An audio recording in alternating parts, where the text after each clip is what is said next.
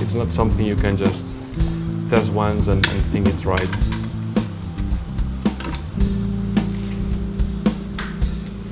As many tests as we do in the lab, you never get the real answer till you don't leave it for a long time outside and you start seeing the real data that comes out of it.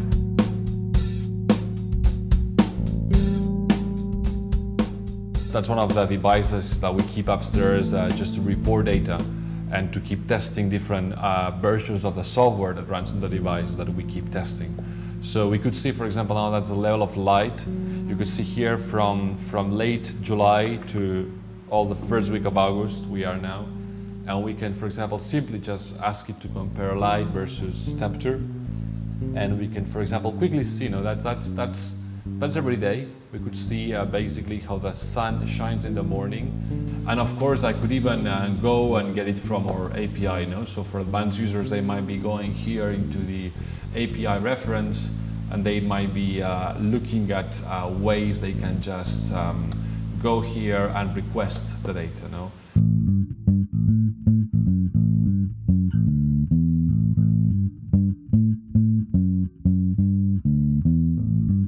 Tu planteamiento, imagino que tú pones siempre modo rápido y si te cae el voltaje pones modo lento. Va bajando. Cada sensor de gas ocupa 2 ADCs. Incluso probé irlo subiendo para ver si había un límite y en 90 y pico seguía sin darme valores.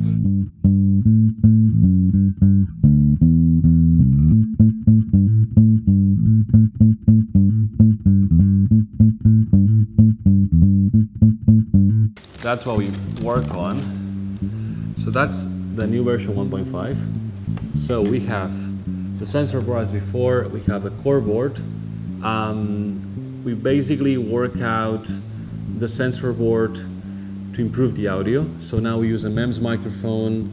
We also add a UV sensor for the light. We also tune a little bit the design so it's more clear with icons here and there, like how these things work. So if you compare it to the previous version, like it's quite smaller, That's how the sensor board look at the version 1.1. That's now, it's quite smaller. And then that's the main board. So we move from this board to this board, a little bit smaller, but basically what we work out is like far better Wi-Fi with more memory so we can have like a proper web interface for this and a faster chip. So basically the problem now is that we need to find a way to test the new sensors. So these are like new gas sensors we are working on since a couple of years. And the biggest issue we are finding now is how do we make them really well to have them outdoors and working full-time as we have those two kits here.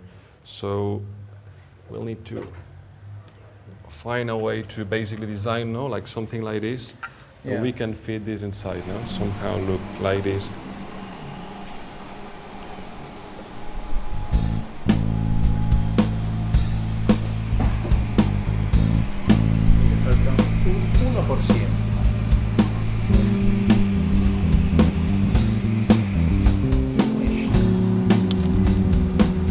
So we can test it for at least like a couple of months and see how it works.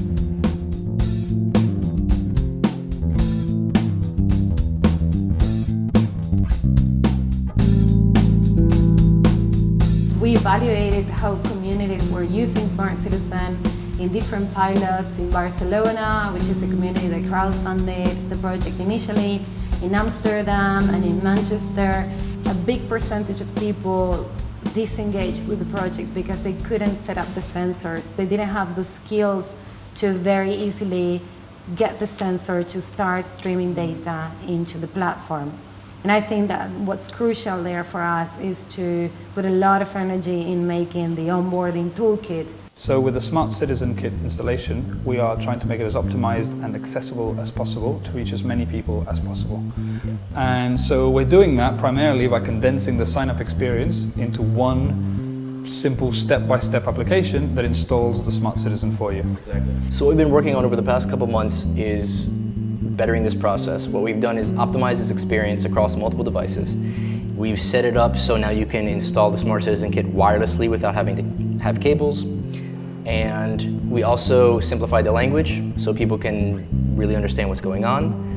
and made this whole process more visual. It's a lot more hand-holding, there's more pictures, and you understand what's exactly going on. Really important thing also to mention is that we've made it so this whole process can be rebranded and skinned for whichever company is having any campaign using the Smart Citizen technology. Something we might like to look, it's how many kids are online in a day. So that's something that we ask ourselves a lot. And in fact, it's one of the things that we try to work really hard on it, to see how we can engage the users to keep the devices online. And so if they decide not to have online, it's because they don't like it, but we do as much as we can for this to happen by providing something that's easy to use. And that's one of the points of this new version. The truth is that over 1,000 people out there have these sensors now, and whatever we put live is going to reach these people. We find a software that makes the 1.1, makes these 1,000 kids better, and we can just distribute it online to all those kids. We can just make all this community to really feel that that's a community, that's not they own something that now it's not useful anymore. The goal now for the coming pilots where we can test the new sensors is that we focus on matters of concern, things that people care about. For example, noise pollution in Barcelona or air quality in Amsterdam, so that we can really engage these groups of people that feel like they have a problem and therefore they have a need to use these technologies and to make sense of the data. And I think that we can also produce resources in the onboarding toolkit that will allow people to learn more about these issues, to see how they can tackle noise pollution. And in that sense, the whole of the Smart Citizen project is infrastructuring the new politics in the city.